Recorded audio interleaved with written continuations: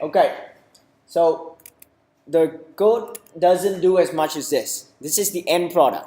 It means if you're very successful in your assignment, you get to the ability to edit a list, move an item, delete an item. You may want to add more things like delete a list with a button here or something else that I can't even think of, right? Click on an item here to show a pop-up card. That one's a bit extra, so I don't include this time, right?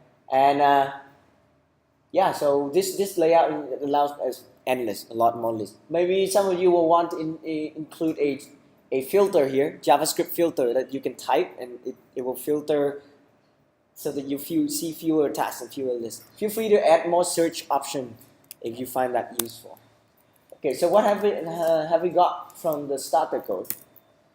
Let me explain the code base. You will be able to follow on README. So anything that's unclear, let me know to update it. But this walkthrough is still intended to make you all even more comfortable. Now let's load it up. That's what you have so far. Okay, and it's just the ability to add an item. Now that is, take a look at the log on Sinatra. Okay, it's crucial that you understand how, this is very simple lines here, right? What I just did is that I press enter, so there's no submit button. It's just a text input field. I press enter.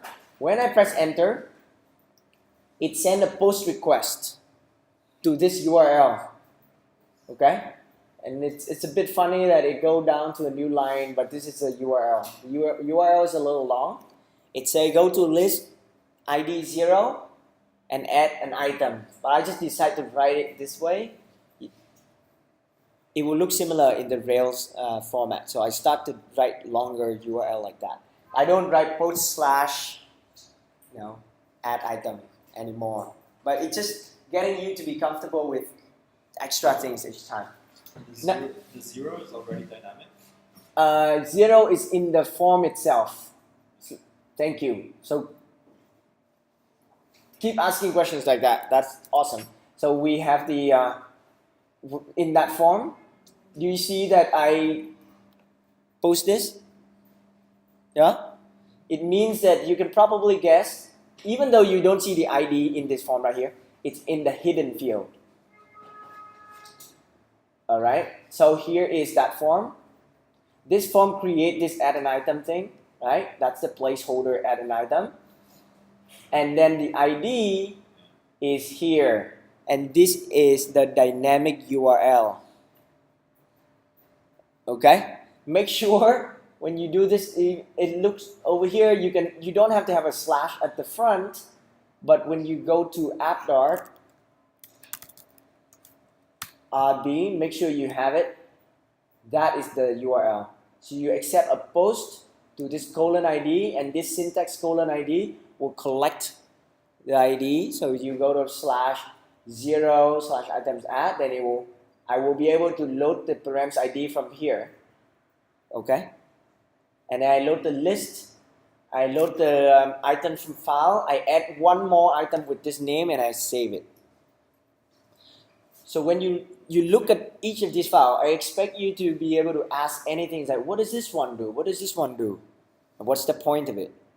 I aim to have no weird random code in here so that it will. This is just a recap of everything we've learned so far. Now, can someone guess what is this? Debug params. It's a bit weird, huh? You see this? No problem. It cannot just come out of anywhere magically. It's just a method that I write. And I decide that I want to show you this params in every route. Maybe I can put debug params here, but normally I don't have anything on the index page. Okay? There are not many URLs on this application. Look, this is how you update a list. And I just show debug params here. So if anything happens, I can always go back and double check what params are missing, right? And then down here is the second URL. You see only 2 posts.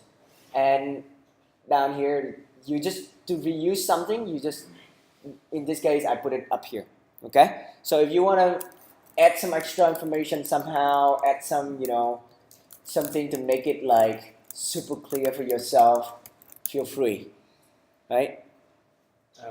For creating lists, does that? Oh no, you don't have it yet. Oh, okay. Yeah. Okay. No. What? No. For create. Okay. However, there's a bit of a tiny confusion here, right? Let's check if you guys can guess. I'm gonna mark 1 as done. Now, look, it's posting to update this list. Are we okay there? However, you see that it's posting to here, but debug params, even though it say that it runs after I post, you actually see all the input first. This is debug params, and then this is any other put statement. Okay. I even write some of these put statement to make it very clear. Hopefully you guys can read that and you're like, okay, how do I convert a hash, an item hash, into an item object? All of that is in here. And ask the TAs to, if you're not clear about any line in here. And this is just mapping all the item hash into the items, and then I save it. Obviously you can just write, list of items up here, and you don't even need an intermediary variable like that. But I separate it out so that we can, maybe hopefully it's easier to understand. So just bear in mind that this line is only printed at the end, partly because Sinatra, it sort of it only flush it out to the screen after it's done that method. Okay, so if you print anything, it appears before this post line. Okay, so the stuff that you see printed here is inside that post method. Just know that, right? Okay, and you can see that it's I added ID for them as well. ID 0. The reason I did this is that I provide the skeleton for you to support multiple lists easily. How does it work with this index file? Do you see input hidden ID list ID 0? Input hidden name.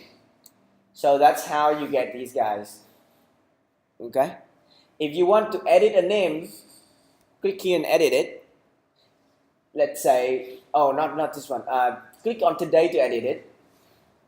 Right now, where is that word? Is this, right? List header. This list header is that today thing.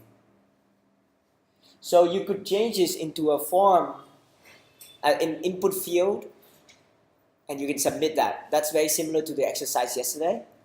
Click on the name, should now display an input form, input element, and then the user can type something and it can submit. That's what I did with the final product. So now it's a list header, a div. What is it? List header. Okay, and then when we click on it, it's replaced. Right. You can use that hide hidden thing yesterday. Yeah. Okay. Right? Similar. So right now it's just a regular span or a div that displays something. If I click on it, it converts right into, it just hide that show thing. It's like a reader and a writer, right? And then you can go to my URL here and inspect anything you like to see how the HTML is created. Okay? But I expect that, just ask and just see, okay, when you check this code, where is this line of code? Where is it going here, right? Okay. So, as you can see, for example, some little enhancement like I add so that you don't see the buttons until you hover on it, so you can see it. And then, then you can check how to do that by inspecting stuff here. Okay, so that's submitting. Any questions so far? This is only one list. So how do we read the list? I will ask you to look at the existing code base and feel comfortable with every single file. Maybe not the images file because I'm not using them anymore, but you can put more images in there, like Oscar has the duck list logo. But everything else should be really self-explanatory, right? And it starts with app.rb that we just did. It has only 3 routes, 3 pages. And when you, oops, too small. Oh, yep. All right. And when you work on the final product, maybe you just need one more, like 1 page for deleting an item or something like that. There's already 3 views. One is for getting all the to-do lists and to-do items, displaying all the lists. 2 is to update a specific list, and the third one is to include, right, the items. Okay, so that's in here. Please follow each one and then mark a check next to the ones you understand. Now, here's an interesting point. I call this a partial, right? By now we understand this. ERB, and then you pass in the name, and it uses that file, right? Technically, you can, when you have more than one list, this whole thing can go into another partial called a list.erb. Would that make sense? If you have a lot of lists, then you will need a list.each, just like items.each, like that. But you will load a lot of lists. And that's something that we will have tomorrow to work on as well. So it's not a problem if you don't do now. So this is the initial product, 0.md. Your next file could be 1.md, 2.md, and it will decide. These are the files that you guys will see. These are the lists that will display on this. Any questions about this before we get started? I think that's just enough to encourage you to read into the files. If you look at this file structure and it is any strange file that you don't understand, please ask, because I want to just clarify so it feels very comfortable, just like your own code, if not even more comfortable. Okay, that's the layout. We're gonna go and follow the README file. I like to pair out because it's just really we need some speaking going to go through this. If we all just reading it can be pretty sleepy, and only when you're writing the code later, then you can be like on your own. Please help explaining to one another. Okay, I see this file and this is like that's what it's doing. Oh, weird, there's that line of code that's not making sense. Do you know if this line of code makes sense? Okay? And I have item.rb and list.rb. This is your chance to review the class stuff. So I even provide some of the sample calls you can play. So make sure to type those in and say, okay, this is how I use the item class. This is how I use the list class, right? For example, then you see why you don't need the to-do.rb file. Okay, cool. Let's pair up then.